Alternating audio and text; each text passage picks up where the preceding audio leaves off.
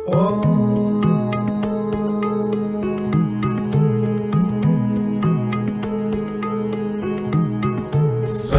नः इन्द्रो वृद्धश्रवाः स्वस्ति नः पूषा विश्ववेदाः स्वस्ति नस्तार्क्ष्यो अरिष्टनेमिः स्वस्ति नो बृहस्पतिर्दधातु।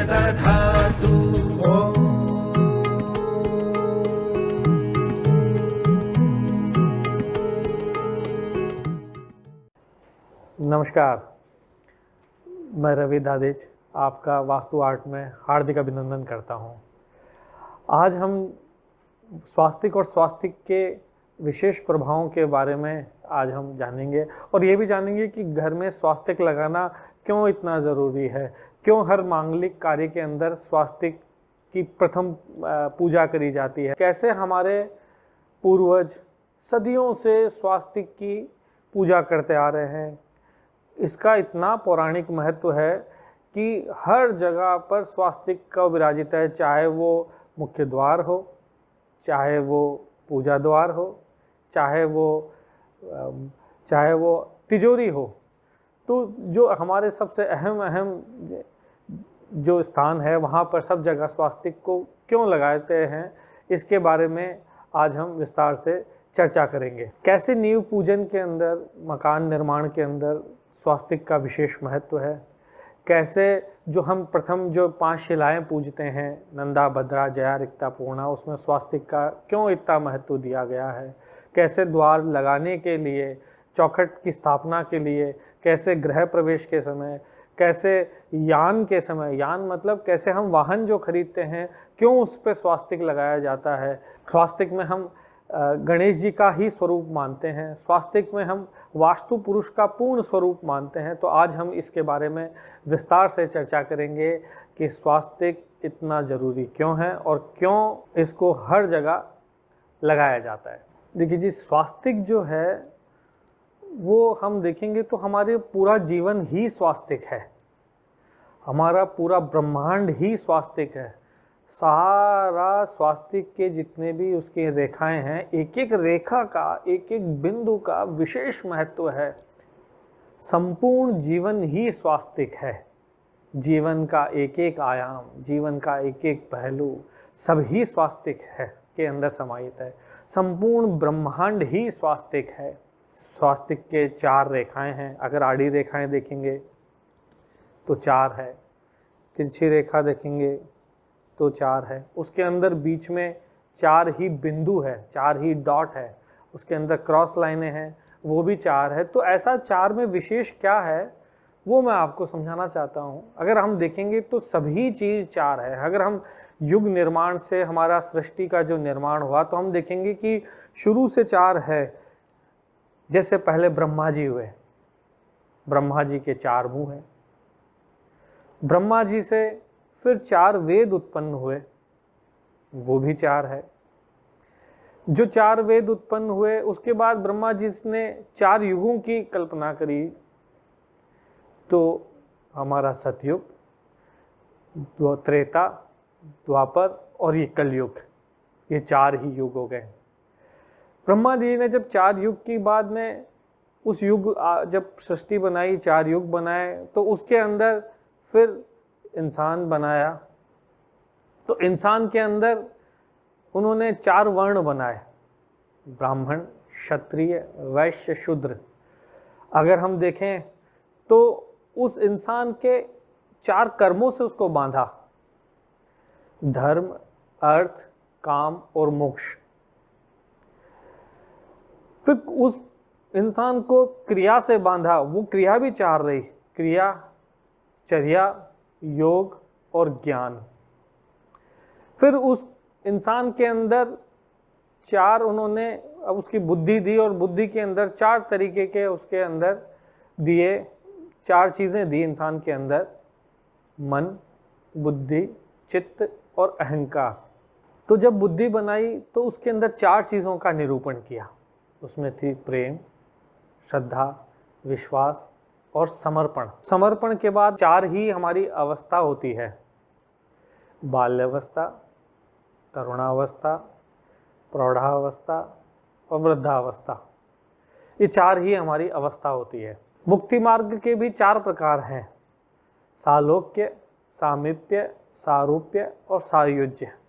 तो ऐसे करके सभी चीज़ें जो है वो 4 से 4 चीज़ों के अंदर बटी हुई है। इसीलिए स्वास्तिक के अंदर हम देखेंगे तो सारे जितनी भी रेखाएं हैं वो सब 4 के अंदर ही विभाजित है। गणेश जी की 2 पत्नियां हैं, रिद्धि और सिद्धि, और 2 पुत्र हैं, शुभ और लाभ। तो गणेश जी को भी स्वास्तिक का ही स्वरूप माना गया है। अब हम देखेंगे कि कैसे वास्तु पुरुष जो है वो स्वास्तिक के अंदर पूर्ण रूप से समाहित है, कैसे वास्तु पुरुष जो है वो स्वास्तिक के अंदर उसका पूर्ण रूप से निरूपण है, और कैसे वास्तु यानी निर्माण के अंदर स्वास्तिक का इतना विशेष महत्व क्यों है। जैसे कि शादी मांगलिक कार्य में गणेश जी का विशेष महत्व है, इसलिए वहाँ पर गणेश रूप में स्वास्तिक को पूजा जाता है। वैसे ही घर के अंदर स्वास्तिक जो है वो वास्तु पुरुष के रूप में माना जाता है। आप ध्यान से देखेंगे तो घर के दोनों तरफ स्वास्तिक लगाते हैं। इसका मतलब ये है कि घर के दोनों तरफ द्वारपाल है, एक तरफ गणेश जी विराजित हैं, एक तरफ वास्तु पुरुष विराजित हैं। अब हम विस्तार से चर्चा करेंगे कि वास्तु के अंदर सारी दिशाएं कैसे स्वास्तिक के अंदर सम्मिलित हैं। तो हम देखेंगे कि जब हम स्वास्तिक निर्माण करते हैं तो जहाँ पर हमारी दोनों लाइनें आपस में मिलती है वो मध्य का स्थान, वो मध्य, वो स्वास्तिक का जो मध्य है वो मध्य ही हम देखेंगे तो घर का मध्य हुआ, वो ब्रह्म स्थान हुआ। ब्रह्म स्थान से खड़े होने के, जब हम किसी मकान के मध्य में खड़े होते हैं, बिल्कुल सेंटर में खड़े होते हैं, तो वहाँ से हमें दिशा का निरूपण करते हैं कि ये हमारी पूरब है, ये हमारी पश्चिम है, ये हमारी उत्तर है, ये हमारी दक्षिण है। ये दिशाओं का निर्माण, दिशाओं का निर्धारण हम मध्य से करते हैं। तो जहाँ हमारी स्वास्तिक की दोनों तरफ की लाइनें आकर के मिलती है वो मध्य स्थान ब्रह्म स्थान कहलाता है। उसके बाद में 4 लाइनें उससे गई, जो 4 लाइनें निकली, पूर्व, दक्षिण, पश्चिम और उत्तर। उन 4 लाइनों से फिर ऊपर देखेंगे कि जब ऊपर हमारी लाइन चली गई, पूर्व चारों दिशाएं बन गई, तो वहाँ ऊपर से फिर एक आड़ी लाइन बनी जिसे हम विदिशा कहेंगे। जो आड़ी लाइन बनी, वो आड़ी लाइन जो है हम ध्यान से देखेंगे, जो पूरब से अग्नि की तरफ, जो दक्षिण की तरफ जा रही है वो अग्निकोण हुआ। जो दक्षिण से पश्चिम की ओर जा रही है वो नैऋत्य यानी साउथ वेस्ट हुआ। जो पश्चिम से उत्तर की तरफ जो जा रही है वो वायव्य कोण हुआ। और जो उत्तर से पूर्व की ओर जो जा रही है वो हमारा ईशान कोण हुआ। तो हमारी मुख्य रूप से 4 दिशा हुई, और 4 दिशाओं से जुड़ते हुए ही हमारी विदिशाएं हुई। अब इन चारों दिशाओं और विदिशाओं के मध्य में 4 बिंदु अंकित हैं। ये विदिशाओं के बाद ये उपदिशाएं हो गई। तो अगर जब हम, और जो साइड में जो 2-2 हम आड़ी रेखाएं जो खींचते हैं, अगर हम इन सब का योग, इन सब का हम टोटल करेंगे तो हम देखेंगे कि ये टोटल 16 हो रहा है। तो अगर वास्तु में कोई भी वास्तु का हम नक्शा का, हम वास्तु की लाइनें खींचते हैं, हम उसमें जोन मार्क करते हैं, तो उन जोन में हम 16 जोनों को मार्क करते हैं। तो ये 16 जोन जो है ये सारे हमारे स्वास्तिक के अंदर ही तो है। स्वास्तिक भी तो यही कह रहा है कि ये 16 के 16 जोन स्वास्तिक के अंदर है। तो ये जो 16 जोन है, देखा जाए तो ये संपूर्ण ब्रह्मांड हो गया। हम पूरे ब्रह्मांड को की शक्ति स्वास्तिक में सम्मिलित हो गई। कैसे एक छोटे से स्वास्तिक के अंदर संपूर्ण ब्रह्मांड समाहित हो गया।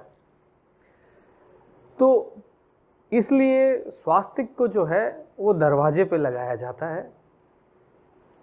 वो ये माना जाता है कि जितने भी दिशाएं हैं, उन दिशाओं के जो द्वारपाल हैं वो स्वास्तिक के अंदर सब विराजित हैं, और वो हमारे दरवाजे के दोनों तरफ हमारे द्वारपाल होके बैठे हैं कि इससे कोई आसुरी शक्ति अंदर प्रवेश ना कर सके, इससे कोई नेगेटिव एनर्जी अंदर घर के अंदर प्रवेश ना कर सके, इससे केवल और केवल पॉजिटिव एनर्जी ही वो अंदर आए, केवल और केवल शुभ शक्तियों का ही घर के अंदर संचार हो। इसीलिए घर के दोनों तरफ स्वास्तिक लगाया जाता है, क्योंकि स्वास्तिक गणेश जी है और गणेश जी का स्वरूप है। तो हर मांगलिक कार्य के अंदर कोई सी भी पूजा हो, चाहे वो छोटी से छोटी पूजा हो, उसमें सबसे पहले स्वास्तिक ही बनाया जाता है, गणेश जी ही बनाए जाते हैं। तो इसीलिए स्वास्तिक का विशेष महत्व है।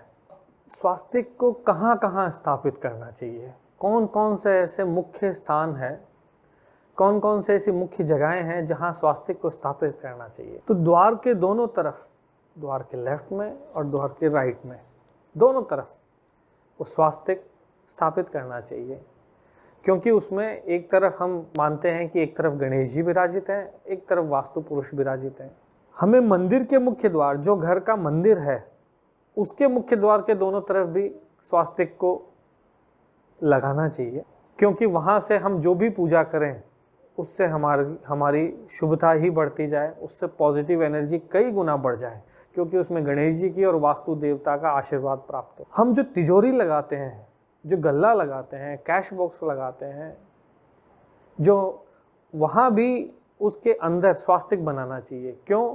क्योंकि वहाँ गणेश जी विराजित होकर के और उसको मल्टीप्लाई कर दे, उसको कई गुना बढ़ा दे, उसको उस तिजोरी को, हमारे धन को, हमें जहाँ पे हमारे इम्पोर्टेंट पेपर हैं, हमारी प्रॉपर्टी के कागजात है, हमारी जहाँ ज्वेलरी रखी जाती है, जहाँ पे हमारे अहम दस्तावेज रखे जाते हैं, वहाँ भी स्वास्तिक जरूर लगाना चाहिए, क्योंकि वहाँ पर गणेश जी की कृपा रहती है और वो गणेश जी की कृपा होने से वो चीज़ों में वृद्धि ही वृद्धि होती है, क्योंकि गणपति तो वृद्धि के ही कारक है। जहाँ वास्तु दोष होते हैं और किसी भी कारण से उन वास्तु दोषों की हम सुधार नहीं कर पा रहे हैं, कुछ समय अंतराल, कुछ समय परिस्थिति के हिसाब से, कुछ चीज़ों के अभाव के अंदर, कई बार धन के अभाव के अंदर, कई बार श्रम के अभाव के अंदर, कई बार परिश्रम के अभाव के अंदर, कई बार साधनों के अभाव में जब हम वास्तु के सुधार नहीं कर पाते हैं, तब हमें उन जगहों पर स्वास्तिक लगाना चाहिए। जैसे कि स्वास्तिक, अगर वो जो सिंदूर है वो अगर हम किसी सिद्ध प्रतिमा से लेके आएँ, जैसे कि कोई गणेश जी है जिस पे सिंदूर लगा हुआ रहता है, उन सिंदूर ला करके अगर हम स्वास्तिक बनाते हैं, तो मेरा विश्वास है कि वास्तु दोषों के अंदर कमी जरूर आएगी जी। जैसे कि आप देखिए कि कई बार बेड के ऊपर बीम आ रहा है, अब उसका हमारे पास कई बार साधन नहीं होता कि हम करें, या कोई भी किराए का मकान है जिसमें हम उस बीम को नहीं हिला सकते हैं, फॉल सीलिंग नहीं करा सकते हैं, तो उसके तीनों तरफ अगर स्वास्तिक बनाया जाए तो वास्तु दो इस बीम का परिहार होगा। कोई रूम है वो गलत दिशा में आ रहा है, मान लिए कि मुखिया का रूम अगर ईशान कोण की तरफ आ रहा है, वो वास्तु के हिसाब से शुभ नहीं है, अब उसको परिवर्तित भी नहीं कर सकते हैं, तो उसके दरवाजे के अगर हम दोनों तरफ वास्तु पुरुष रूपी स्वास्तिक की स्थापना करते हैं तो भी वास्तु दोष का शमन होगा। जैसे रसोई ईशान कोण में बनी हुई है, रसोई दक्षिण पश्चिम में बनी हुई है, संभव नहीं है उसको बदला जाए, परिस्थिति नहीं है उसको बदला जाए, तो उसके अगर दोनों तरफ भी अगर स्वास्तिक लगाते हैं तब भी उसके दोषों में कमी आएगी। पूजा रूम गलत बना हुआ है, ऐसे ही स्टडी रूम गलत बना हुआ है, ऐसे ही हम अगर ऑफिस में देखें, ऑफिस में केबिन गलत बना हुआ है, ऑफिस में पेंट्री गलत बनी हुई है, ऑफिस के अंदर जो है हमारा कैश बॉक्स गलत बना हुआ है, अगर हमारे स्टाफ की जगह गलत बनी हुई है और अगर हम उसका सुधार भी नहीं कर पा रहे हैं, तो हमारे को वहाँ दोनों तरफ, उसके दरवाजे के दोनों तरफ स्वास्तिक की स्थापना करनी चाहिए, जिससे कि उनके दोषों का शमन हो। परंतु अगर कोई टॉयलेट गलत बना हुआ है तो कृपया करके उस टॉयलेट पे वो स्वास्तिक ना बनाएं, क्योंकि स्वास्तिक हमारे गणेश स्वरूप भी माना है और इस गणेश स्वरूप होने के कारण टॉयलेट के दोनों तरफ स्वास्तिक नहीं बनाना चाहिए। बाकी सब जगह आप स्वास्तिक बनाइए, सब शुभ जगह पर लगाइए। इसी के साथ नमस्कार।